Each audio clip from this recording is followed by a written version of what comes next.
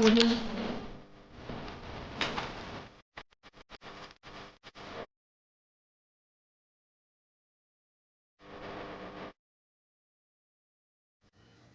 morning. It's a beautiful day. Just got back from my walk. Did a little 1-hour walk this morning. I'm feeling a little under the weather, so I'm not going to go down to the gym this morning, but it is Saturday, March the 9th. And today is that's some of our biochar there. And they're having a little celebration at my friend Jaime's church today, because today will be the 1-year anniversary that the church got back on its feet and reopened up. Today I'm going to be talking about what motivates people.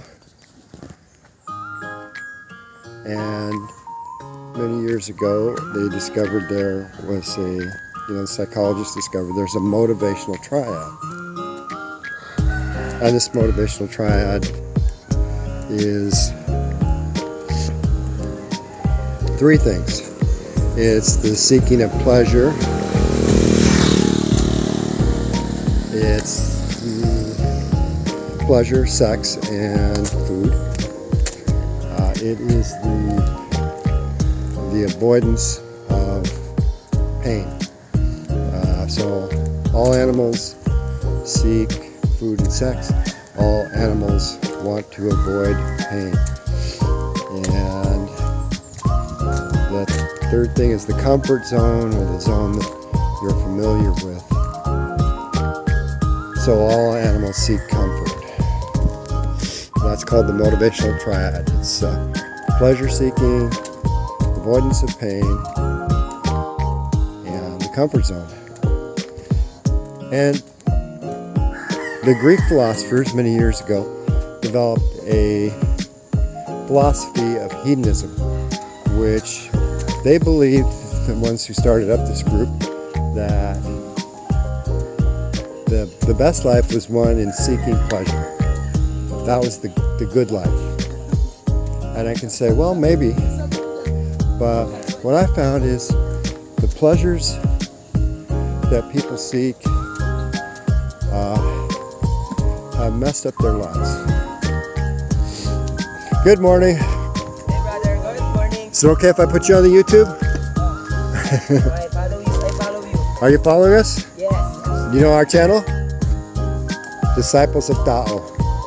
Look it up. I'm teaching meditation, diet, exercise, all that good. Also anxiety, depression, and farming. We do composting right down there. Yeah, every day. This is good exercise for you guys, right? Yeah.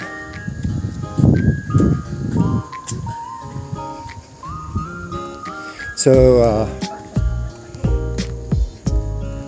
the pleasure seeking here in the Philippines is the overeating of food, alcohol, cigarettes. A lot of the women here are smoking. Of course, sex, overuse of the pornography. And the sex trade business is thriving here in the Philippines. I've found that when you seek pleasure, their studies have been shown that you avoid the things that create happiness. And in order to be happy, you have to be willing to put in the work. And the work means you have to discipline your life so that you can have balance and integrate all the important things in your life. And you have to balance them. You gotta sharpen that saw. You gotta exercise. You gotta diet. You gotta meditate. You gotta study. And these are the things that will actually bring happiness. So how do you do those things? Because they're hard to do, especially if you come from a very dysfunctional family, or society where it's highly dysregulated by corporations and religions telling you what to do and how to behave, you know. And so then people begin to seek out pleasure. They overeat. Of course, everybody wants to avoid pain, but then they're avoiding the pain of exercise.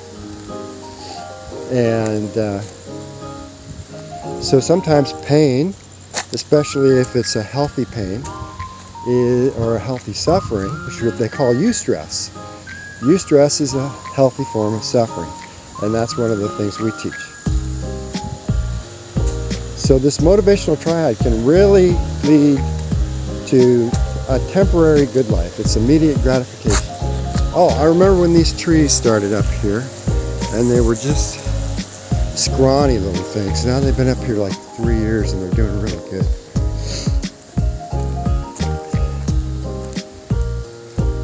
And then, of course, you've got the comfort zone, which I can tell you the saying, life begins outside the comfort zone, is really true. And so we motivate through discipline, because happiness takes work. And pleasure and happiness are different. Pleasure will get you immediate gratification. It lacks responsibility, and it's not the truth. The truth is pleasure is not happiness. And so you don't need a religion telling you that you're a sinner. This is not the way to happiness. The way to happiness is to learn how to discipline your life and create routines. And that's right at the core of Buddhism. It's to live a virtuous life so that our minds are in harmony with the world, so that they're not vibrating in a bad frequency, creating dissatisfaction, dissonance and dissatisfaction, and suffering, needless suffering.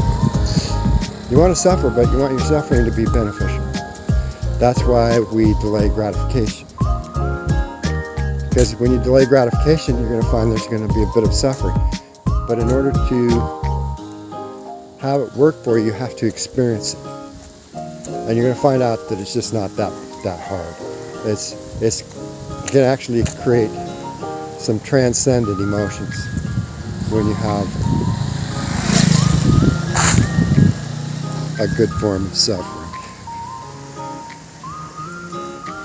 So I'm going to wrap this video up here, because I don't really want it to go too long.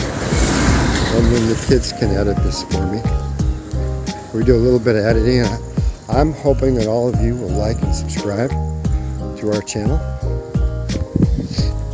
because we're going to be teaching this over and over. We're going to be doing the same things over and over, and teaching people how to discipline their lives and achieve well-being and achieve better relationships.